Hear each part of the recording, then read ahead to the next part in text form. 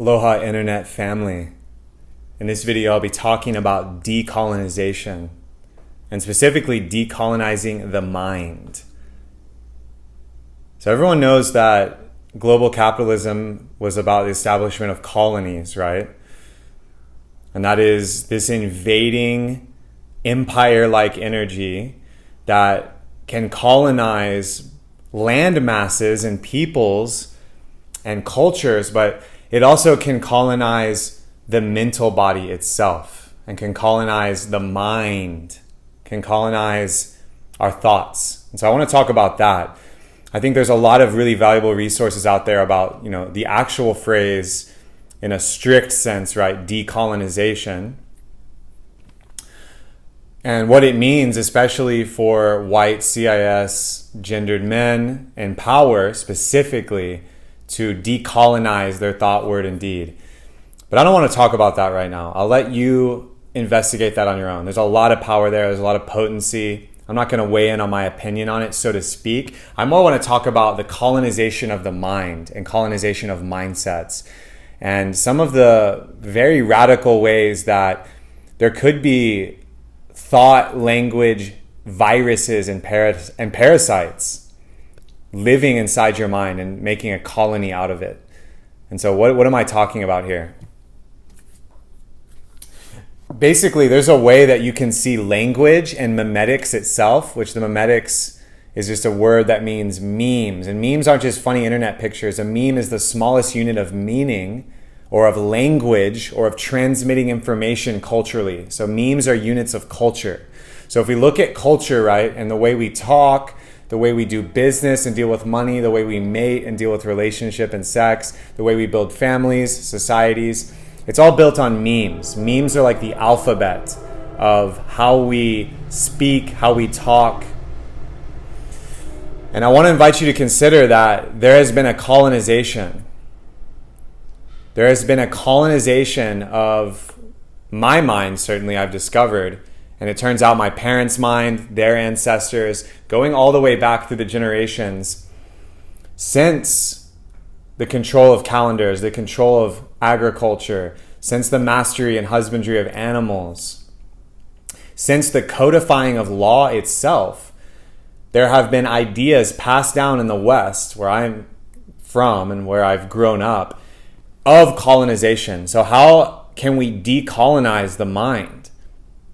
If there are, indeed, memes, programs, behaviors, and ideas implanted or making colonies in our brain, parasites or viruses, that are actually not in service to life and are not all in for all life and all peoples, and an all in for men and all in for women and all in for children and all in for the elderly. And this is something I've been painfully looking at within myself, all the ways in which I have been subject to colonization. So the first step in this, and I just want to give you 3 actionable steps to observe this in yourself and take action to counter this, to decolonize. Because you actually want to be colonizing your own thoughts and behaviors. You want to be allowing nature and your intuition, as well as your goals and personal dreams, to guide your actions, right? This is what any sane human being wants. But in order to do this, you first have to become very aware.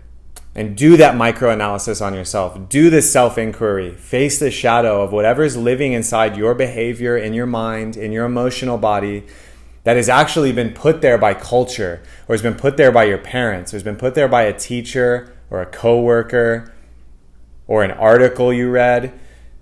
First, it's becoming aware of what actually is you and what's not you. That's the first thing an organism's going to do to identify parasites. This is kind of like a thinking immune system or a feeling immune system. And how to do this is get really still, get really quiet, and get silent in your ideas. Get silent in your thinking, the constant thinking. Can you get quiet enough to listen to what's actually happening? That's step 1. Step 2 is remove the virus or program. Whatever's colonizing your thought, your mental body, whatever's colonizing your emotions and feelings, your emotional body, you have to get it out. You have to excise it. You have to destroy it in a way.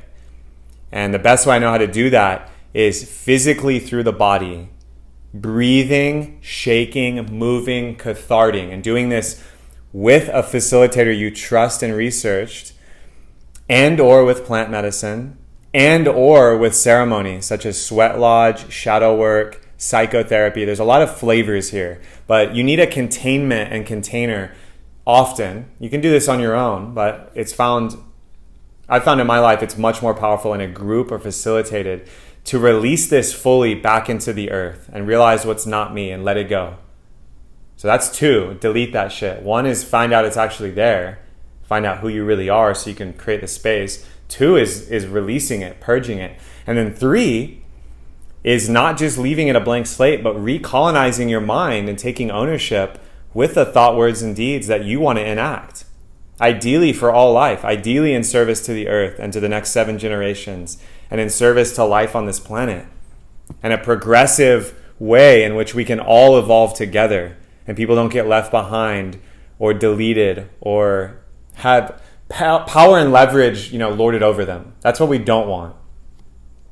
So if you're vibing with this and you're really feeling it, I invite you to search for the ways you can decolonize on a cultural level, on an economic level, on a social level, on an intimate level with your tribe. And if you're vibing with this, you're picking up what I'm putting down, share this video, tag someone who needs to hear this. Let's get this word out. That's what Facebook is. We're pollinators. We're spreading memes out here. We can decolonize the hive of goblins and demons of the unconscious and the very real forces that exist that are against life. We can use this medium to decolonize. And it starts with you. It starts with me. It starts with my mind, my beliefs, my thoughts. How do I get the bad ones bad, right? The negative ones that are actually limiting my growth and evolution and dissolve those. And how can I install new ones in service that are all in for all life?